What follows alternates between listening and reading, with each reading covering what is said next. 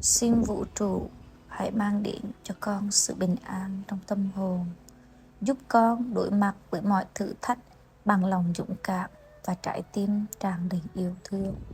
Con biết ơn những gì con đang có và những bài học con đã trải qua. Xin vũ trụ hãy dẫn lối để con biết trân trọng từng khoảnh khắc của cuộc sống này. Xin người hãy mang đến cho con và những người con yêu thương một cơ thể khỏe mạnh, một tâm hồn sáng suốt để cùng trải nghiệm cuộc sống đầy ý nghĩa. Xin vũ trụ hãy lan tỏa tình yêu thương đến khắp mọi nơi để con có thể yêu thương và được yêu thương một cách chân thành nhất. Nếu con lạc lối, xin hãy dẫn dắt con tìm lại ánh sáng và mục đích trong cuộc đời.